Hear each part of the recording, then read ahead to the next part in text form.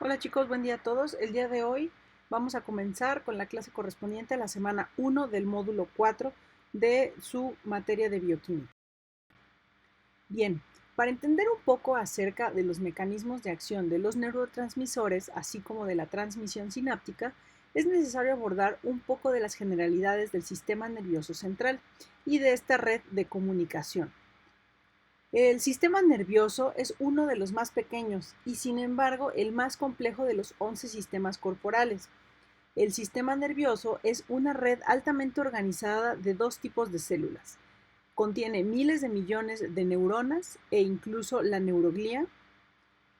Las estructuras que componen el sistema nervioso van a incluir el cerebro, los nervios craneales y sus ramas, la médula espinal, los nervios espinales y sus ramas, los ganglios, los plexos entéricos y los receptores sensoriales. En términos generales, el sistema nervioso puede organizarse tanto anatómicamente como funcionalmente. Con respecto a la organización anatómica, que es la que vamos a ver en pantalla, el sistema nervioso consta de dos divisiones principales interconectadas. La primera es el sistema nervioso central del lado izquierdo y la segunda el sistema nervioso periférico del lado derecho. Con respecto a esta organización anatómica, el sistema nervioso central va a estar compuesto por el cerebro y la médula espinal, como mencionamos.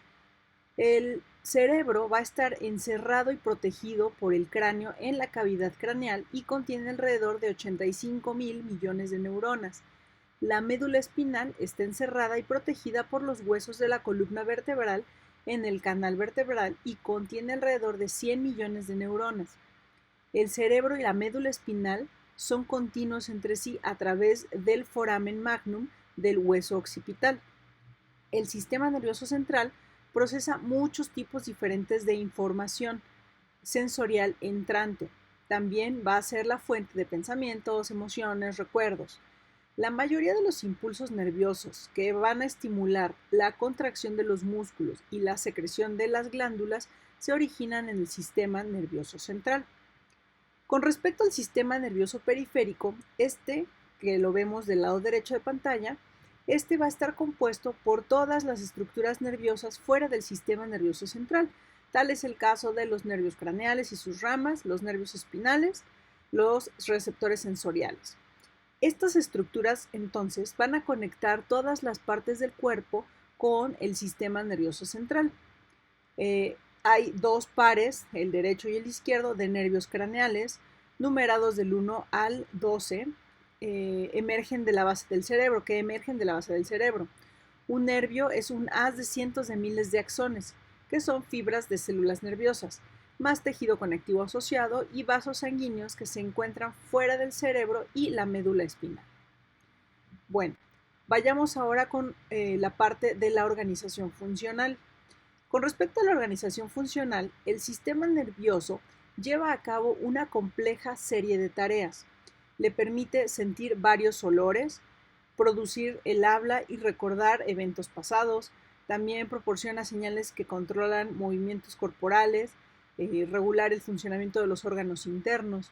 Entonces, estas diversas actividades se pueden agrupar en tres funciones básicas. Sensorial, que es una función de entrada, una función integradora o de control y la función motora o de salida. Con respecto a la función sensorial, los receptores sensoriales van a detectar estímulos internos, como un aumento de la presión arterial, por ejemplo, y los estímulos externos, como una gota de lluvia que cae sobre tu brazo. Entonces, las neuronas llamadas neuronas sensoriales o aferentes llevan esta información sensorial al cerebro y la médula espinal a través de los nervios craneales y espinales, como podemos ver en la imagen. Con respecto a la función integradora, el sistema nervioso central va a procesar la información sensorial analizando y almacenando parte de ella y tomando decisiones para las respuestas apropiadas, una actividad conocida como integración. ¿Sale? Una función integradora entonces es importante como la percepción, la conciencia de los estímulos sensoriales. La percepción ocurre entonces en el cerebro.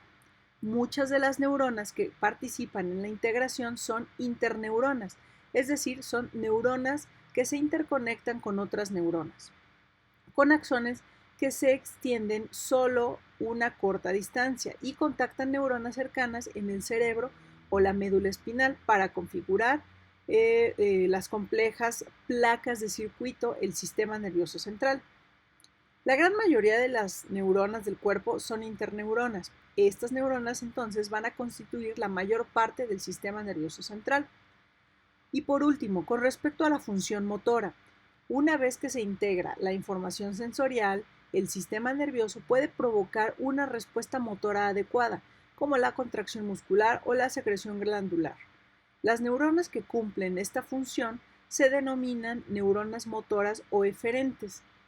Las neuronas motoras van a transportar información desde el cerebro hasta la médula espinal o desde el cerebro y la médula espinal a los efectores, que pueden ser músculos o glándulas, a través de los nervios craneales y espinales. La estimulación de los efectores por las neuronas motoras hace que los músculos se contraigan y las glándulas secreten. De manera general, podemos ver en este esquema cómo el sistema nervioso central recibe información mediante las fibras sensitivas y da órdenes mediante las fibras motoras. Las fibras sensitivas y motoras juntas van a formar los nervios que constituyen el sistema nervioso periférico. Con respecto a las neuronas, también llamadas células nerviosas, estas van a ser muy especializadas en la transmisión de mensajes o de impulsos nerviosos de una parte del organismo a otro. Aunque hay notables diferencias estructurales entre los distintos tipos de neuronas, muchas características van a ser comunes en todas ellas. Por ejemplo, todas tienen un cuerpo o soma que contiene el núcleo y es el centro metabólico de la célula, y una o más prolongaciones alargadas que parten del soma, como podemos ver en la imagen. Las neuronas entonces poseen una excitabilidad eléctrica, la capacidad de responder a un estímulo y convertirlo en un impulso nervioso. Un estímulo es cualquier cambio en el entorno que sea lo suficientemente fuerte como para iniciar un impulso nervioso. De manera simple, un impulso nervioso, también le podemos llamar un potencial de acción, es una señal eléctrica que se propaga, es decir, viaja a lo largo de la superficie de la membrana de una neurona. Comienza y viaja debido al movimiento de iones como el sodio o potasio entre el líquido intersticial y el interior de una neurona a través de canales iónicos específicos en la membrana plasmática de la neurona. Una vez iniciado, un impulso nervioso va a viajar rápidamente y con una fuerza constante.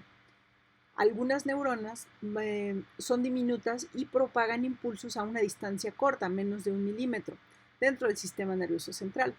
Otras son las células más largas de su cuerpo, las neuronas motoras que hacen que los músculos muevan los dedos de los pies, por ejemplo.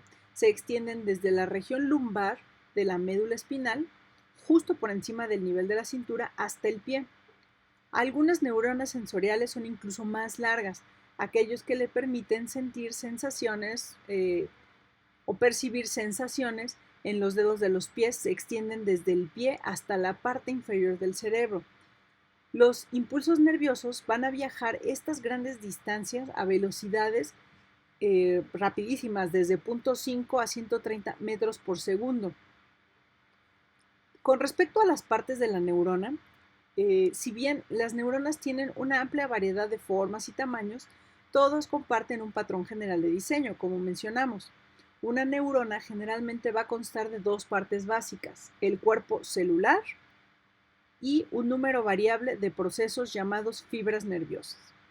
Las fibras nerviosas presentan una gran variación en longitud y tamaño y se clasifican basándose en distintas diferencias estructurales y funcionales, como dendritas o axones. Ahora, ¿qué es la sinapsis y cómo atraviesa la sinapsis para llegar a la siguiente neurona o célula efectora y así modificar su actividad? La respuesta es que el impulso no hace esto. Cuando el potencial de acción alcanza un terminal axónico, las minúsculas vesículas que contienen la sustancia neurotransmisora se fusiona con la membrana axónica, haciendo que se formen unas aperturas como poros y liberando así el neurotransmisor. Las moléculas del neurotransmisor se difunden en la sinapsis. Y bueno, ¿qué es la sinapsis? La sinapsis la vamos a conocer como el sitio de comunicación entre dos neuronas o entre una neurona y una célula efectora. ¿Vale? Entonces, las moléculas del neurotransmisor se van a difundir en la sinapsis y se unen a los receptores de la membrana de la siguiente neurona. Si este neurotransmisor liberado alcanza una cantidad suficiente, se pondrá en marcha todos los acontecimientos como entrada de sodio, despolarización, etc., provocando una generación de un impulso nervioso en la segunda neurona de la sinapsis. Los cambios eléctricos causados por la unión del neurotransmisor son muy breves porque el neurotransmisor se elimina rápidamente de la sinapsis, bien por recaptación al terminal axónico o por degradación enzimática. Esto lo veremos en la siguiente diapositiva. Entonces, esto va a limitar el efecto de cada impulso nervioso a un periodo de tiempo más corto que un parpadeo. Es importante tener en cuenta que la transmisión de un impulso es un proceso electroquímico. La transmisión a lo largo de la membrana neuronal es básicamente eléctrica, pero la siguiente neurona es estimulada por un neurotransmisor, que es una sustancia química. Como cada neurona recibe y envía señales a múltiples neuronas, converge con muchas otras neuronas al mismo tiempo. La forma dominante de comunicación de neurona a neurona o de neurona a órgano efector dentro del sistema nervioso de los mamíferos va a estar mediada por la liberación de un neurotransmisor químico que induce la excitación o la inhibición de la diana postsináptica. Entonces, los neuromoduladores son sustancias químicas liberadas por las neuronas que tienen pocos o ningún efecto directo por sí mismas, pero que pueden modificar los efectos de los neurotransmisores. Pero veamos, ¿qué es un neurotransmisor? Un neurotransmisor es una molécula liberada de una vesícula sináptica que excita o inhibe neuronas postsinápticas, fibras musculares o células glandulares. Durante mucho tiempo se pensó que las neuronas liberan un solo tipo de neurotransmisor en todos los bulbos terminales sinápticos. Ahora se sabe que muchas neuronas contienen 2 o incluso 3 neurotransmisores y que la liberación del segundo o tercer neurotransmisor de una neurona presináptica puede depender de la frecuencia de actividad de la neurona, así como de otros factores. Un neurotransmisor afecta a la neurona postsináptica, la fibra muscular o la célula de la glándula mientras permanezca unido a sus receptores. Por lo tanto, la eliminación del neurotransmisor es esencial para la función sináptica normal. El neurotransmisor se elimina de 3 formas. La primera, algunas de las moléculas de neurotransmisor liberadas se difunden lejos de la hendidura sináptica. Una vez que una molécula de neurotransmisor está fuera del alcance de sus receptores, ya no puede ejercer un efecto. La segunda, algunos neurotransmisores son destruidos por enzimas. Y la tercera regulación de la cantidad de neurotransmisor se debe a que muchos neurotransmisores son transportados activamente de regreso a la neurona que los liberó. A esto le llamamos recaptación. Otros son transportados a la neuroglía vecina. A esto le llamamos captación. Entonces, cuando un impulso nervioso llega a las terminales del axón, se libera una sustancia química denominada, ya dijimos, neurotransmisor. Y este neurotransmisor específico que estimula las células de los músculos esqueléticos, por ejemplo, hablando particularmente de los músculos esqueléticos, es la acetilcolina. Por ejemplo, la acetilcolina se difunde por el espacio sináptico y se adhiere a los receptores, que son proteínas de membrana, y que van a formar parte de un sarcolema. Si se libera suficiente acetilcolina, el sarcolema se vuelve temporalmente más permeable a los iones sodio que se introducen en las células musculares y a los iones potasio que se difunden fuera de la célula. Sin embargo, entre más sodio que potasio entre más sodio que potasio sale, esto hace que el interior de la célula tenga un exceso de iones positivos, lo que revierte el signo eléctrico del sarcolema y abre más canales que permiten solo la entrada de sodio. Este revés, este cambio va a generar una corriente eléctrica denominada potencial de acción. Una vez que comienza el potencial de acción, resulta que no se puede detener. Entonces se desplaza por toda la superficie del sarcolema y conduce el impulso eléctrico de un extremo de la célula a otro. Los resultados en el caso de músculo esquelético son la contracción de la célula muscular. Entonces, finalmente, cada impulso nervioso en este caso va a liberar acetilcolina de unas 60 vesículas sinápticas y cada vesícula va a contener 10.000 moléculas del neurotransmisor. ¿Se imaginan entonces la cantidad de neurotransmisor generada? Entonces, pequeños paquetes o cuantos se le llama de acetilcolina se van a liberar aleatoriamente de la membrana de la célula nerviosa en reposo. Cada uno produce un pico despolarizante diminuto llamado potencial de placa terminal en miniatura que tiene una amplitud de aproximadamente 0.5 milivoltios. El tamaño de los cuantos o paquetes de acetilcolina liberados de esta manera varía directamente con la concentración de calcio e inversamente con la concentración de magnesio en la placa terminal. Cuando un impulso nervioso llega a la terminación, el número de cuantos liberados aumenta en varios órdenes de magnitud y el resultado es un gran potencial de placa terminal que supera el umbral de actividad de la fibra muscular. La liberación cuántica de un neurotransmisor también ocurre en las uniones noradrenérgicas, glutamatérgicas y otras uniones sinápticas. Por ejemplo, dos enfermedades de la unión neuromuscular son la miastenia gravis y el síndrome miasténico de Lambert-Eaton. Se describe esto posteriormente, lo vamos a ver como parte de una discusión. Perfecto. Entonces, ya hablamos la diapositiva anterior un poco acerca de la acetilcolina, pero mencionemos más neurotransmisores existentes. Entonces, se sabe que hay más de 100 sustancias que se conoce o sospecha que actúan como neurotransmisores. Tal es el caso, ya lo mencionamos, de la acetilcolina. Brevemente, recordemos, entonces, esta acetilcolina es liberada por muchas neuronas del sistema nervioso periférico y por algunas neuronas del sistema nervioso central. La acetilcolina, entonces, es un neurotransmisor excitador en la unión neuromuscular. También se sabe que es un neurotransmisor inhibidor en otras sinapsis. Por ejemplo, las neuronas parasimpáticas disminuyen la frecuencia cardíaca al liberar acetilcolina en las sinapsis inhibidoras. Algunos otros ejemplos de neurotransmisores son varios aminoácidos en el sistema nervioso central, como el glutamato y aspartato. Estos dos tienen poderosos efectos excitadores.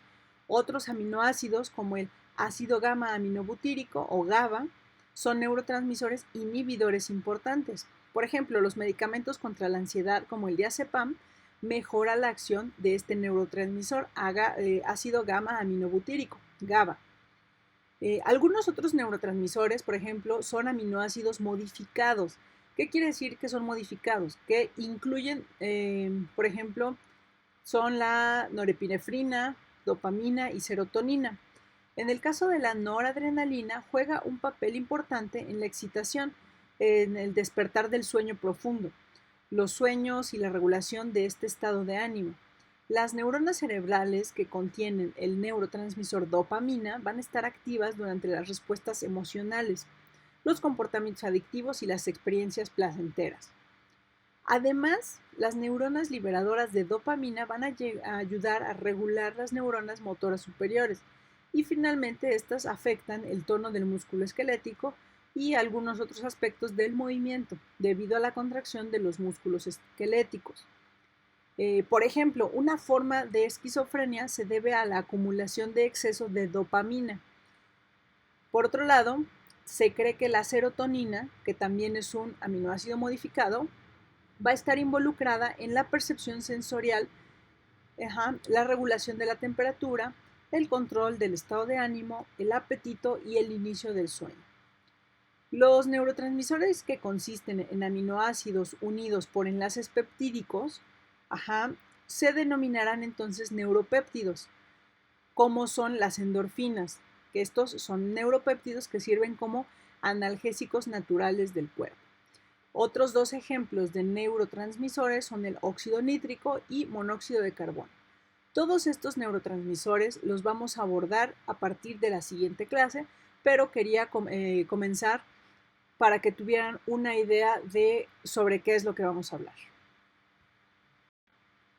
Muchas gracias, chicos, por su atención. Espero que estén muy bien. Cualquier duda, por favor, recuerden ponerla en la liga de Edmodo. Saludos.